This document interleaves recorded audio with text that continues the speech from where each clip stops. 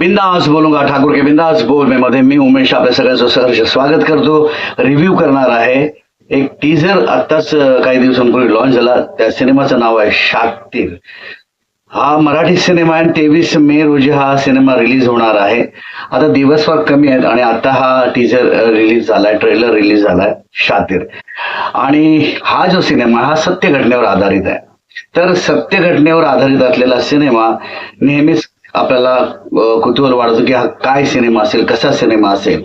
पण ट्रेलर जो लॉन्च झालेला त्या ट्रेलर बघितल्यानंतर असं वाटतं की मेकर्सने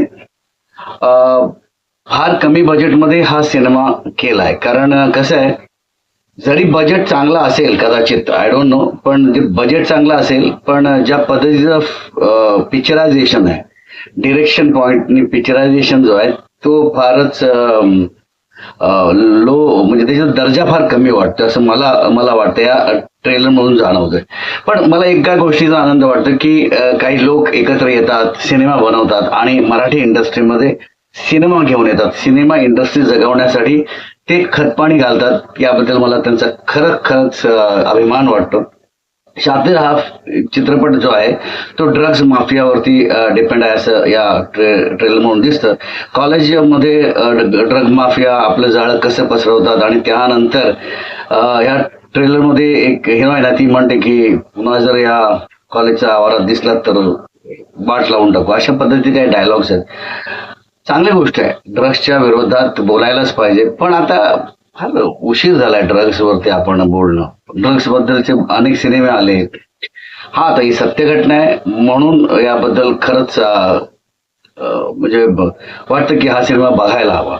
पण त्या पद्धतीचा सिनेमा झालाय का? आर्टिस्ट काही चांगले आहेत पण सगळेच आर्टिस्ट काही नावाजलेले नाही आहेत आणि सगळेच काही नवीन नाही आहेत. पण नावाजलेले असले पाहिजे असंही काही नाही आणि नवीन नसले तरी काय फरक पडेल असं नाही.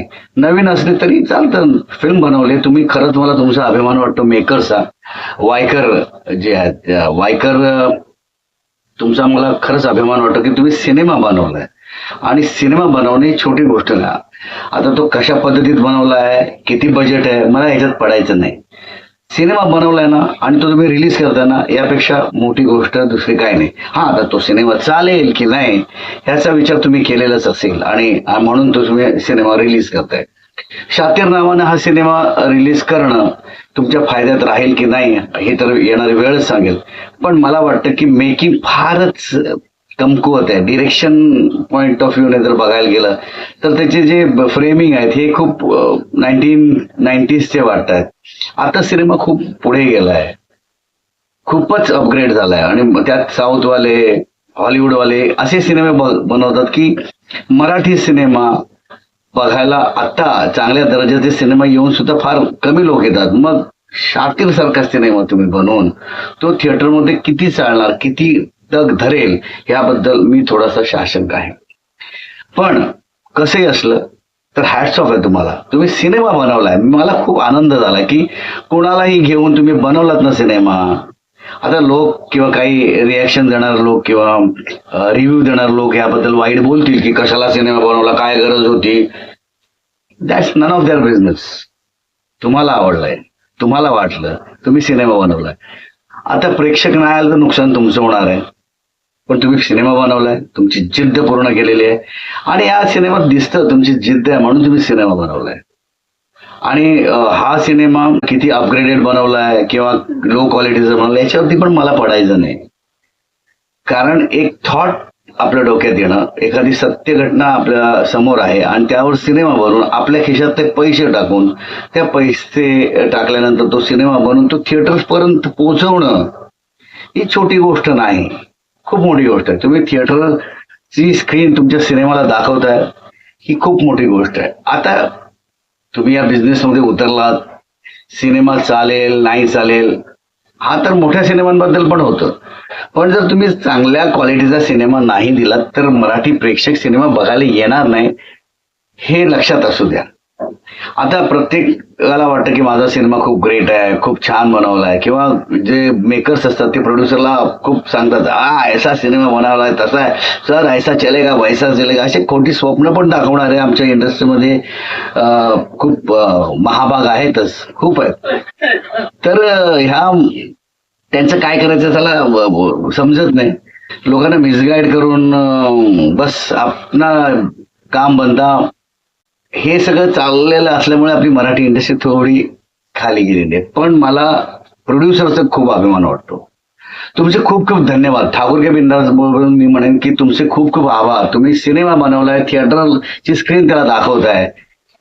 बरेच सिनेमे बनतात म्हणजे अर्धवट बनतात, घरी पडतात, प्रोड्युसरचे पैसे पाण्यात जातात, त्यापेक्षा हे बरं. तर शातीर हा सिनेमा तुम्ही नक्की बघा. मला तर वाटतं की भले त्याची क्वालिटी किंवा त्याची टेकिंग जुनी असेल, पण सिनेमा चांगला असेल, मेसेजिव्ह असेल, ह्याची पूर्ण खात्री आहे मला. हे मी बिंदास बोलेन, ठाकूर के बिंदास बोल.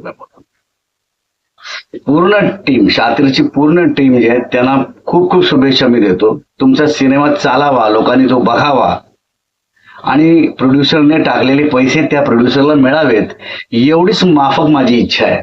आणि ती माझी इच्छा पूर्ण होईल असं मला वाटतं. निर्मात्यांनी सिनेमा योग्य वेळी आपल्या अपोजिट कुठले सिनेमे आहेत ते बघून तो रिलीज करावा. नाहीतर रिस्क घ्यायची, चालला तर चालला, नाहीतर मग जे होईल त्याला सामोरं जायचं. टेकिंग फारच कमकुवत आहे, डायलॉग्स पण फार काही छान आहेत असं नाही, आणि एकंदरीत याचा इम्पॅक्ट येत नाही मुळात. फक्त ड्रग्ज आणि कॉलेज याचं काहीतरी आहे एवढंच यातून दिसतं. आणि मेकिंग वाईज मी सारखं सारखं बोलणं योग्य वाटत नाही, मला माफ करा. पण सिनेमा बनवलाय, सिनेमा बघायला गेला पाहिजे. सिनेमा तुमचा आला की मी बघणार आणि त्याच्यावरती मी रिव्ह्यू करणार, काळजी करू नका. पण सिनेमा तुम्हाला पैसे देईल की नाही याबद्दल मी आता प्रेडिक्ट करू शकत नाही. नशिबानं चालला तर ओके, पण तुम्ही सिनेमा बनवलाय. पुन्हा एकदा सांगतो, तुम्हाला खूप खूप शुभेच्छा आणि धन्यवाद. माझा रिव्ह्यू जर तुम्हाला आवडला असेल तर लाईक, शेअर, सबस्क्राईब करायला विसरू नका आणि कमेंट करायला विसरू नका. धन्यवाद.